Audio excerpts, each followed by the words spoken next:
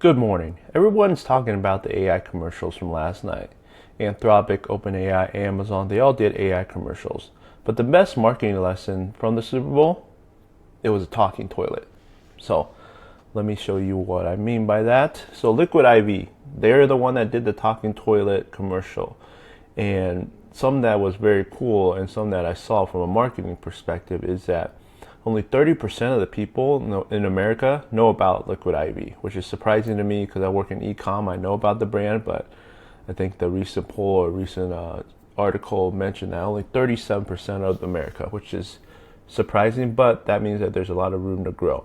So there's only 18.5% household penetration for Liquid IV. So that's less than half America that know they exist. They spent about $8 million on the commercial for the Super Bowl. And it was just a bunch of toilets singing a cover of Phil Collins. But the ad, to me, and what I kind of digest is that it is a kind of top of the funnel, trying to build the awareness and trying to increase that 38% and that 18.5% household penetration. So they also set up a same-day delivery partnership with DoorDash. I'll talk about that in just a second. And they got Monday declared National Rehydration Day. Something really cool that's outside the Super Bowl was that they were running bathroom ads in San Francisco, in Seattle, and New England, Boston area for the teams that are playing and the most demographic that they're going to be getting from those three. So it's not just a Super Bowl. They surrounded it with some TikTok creators as well to extend the buzz earlier in the week. And I'm sure after the Super Bowl and into this week, they'll continue that buzz. So this is not a product. This is not a commercial, just a commercial. This is a product launch campaign. So let me touch on that. So that the funnel for Liquid IV, in my opinion, for this one is pretty straightforward. The singing toilets, 100% awareness play. 127 million people tuned into the Super Bowl. They got roughly that amount, and that was the awareness. That's a pretty standard awareness campaign that Liquid IV did. Conversion campaign, I talked about the DoorDash partnership that you can get Liquid IV delivered the same day. So that's measurable kind of revenue coming in, and measurable area that they can address and they can find success on this commercial if it worked or not. The third one is amplify.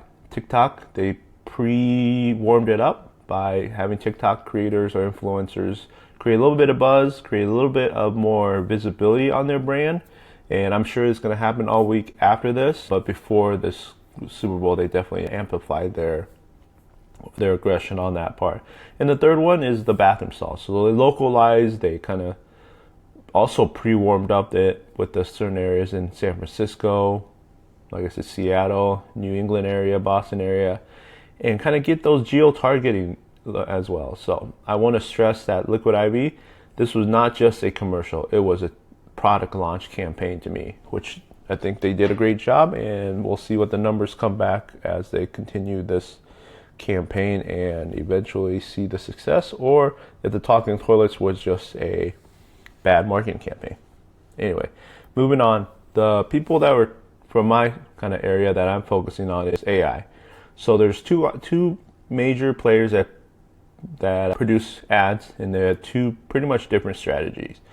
Anthropic was the one that kind of made fun of OpenAI for having ads. That commercial was very, very interesting. I got a sneak peek on it. They actually showed the more PG version of it. There's another one out there on YouTube if you guys want to check it out, of a more, in my opinion, the better one, the funnier one. I think that was meant for national TV.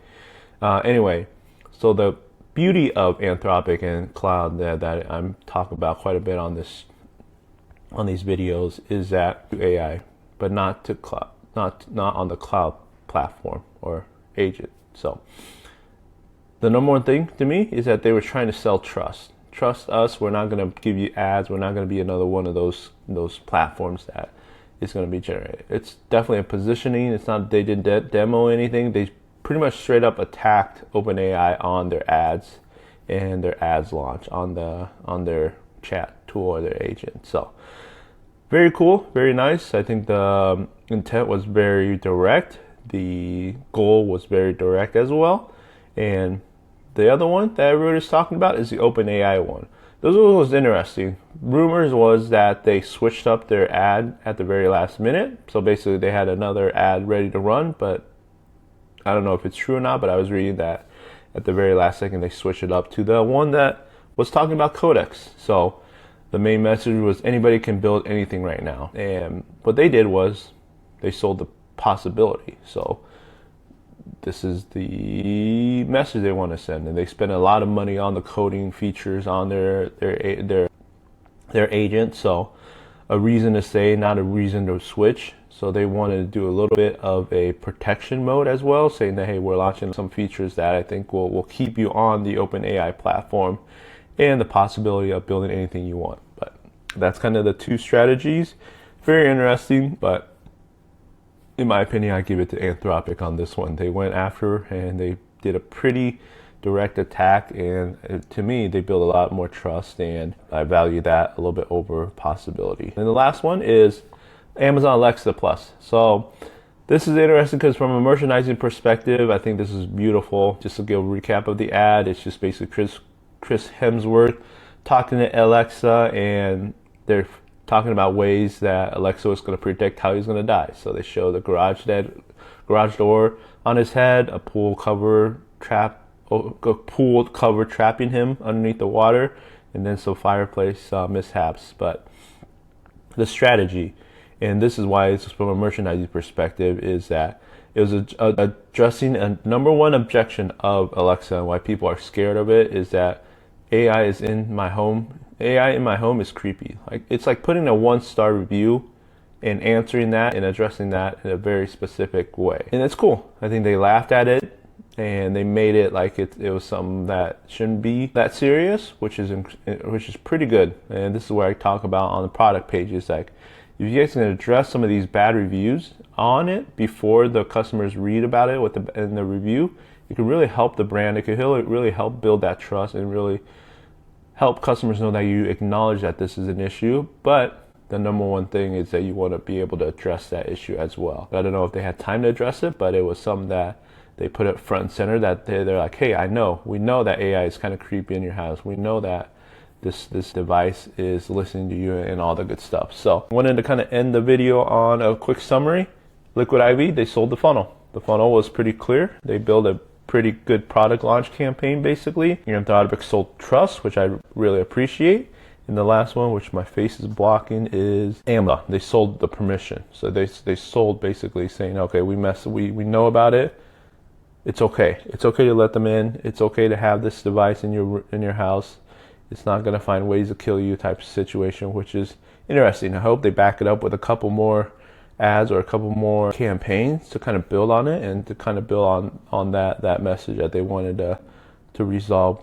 And like I said, kind of like a 1-star review in front of everybody and kind of address it. So the winners didn't really truly explain about the products. Nobody's talking about the features. Nobody's talking about a lot of the stuff that a lot of these traditional marketing campaigns do. But they made you feel something. They made you either laugh with the Liquid IV. Anthropic made you feel like you could trust them, and Amazon makes you feel like they understand your concerns and fears. So that's kind of my recap, and that's kind of my feelings from a marketing perspective, and the 3 kind of ads that stuck out for me. But I'll catch you guys tomorrow.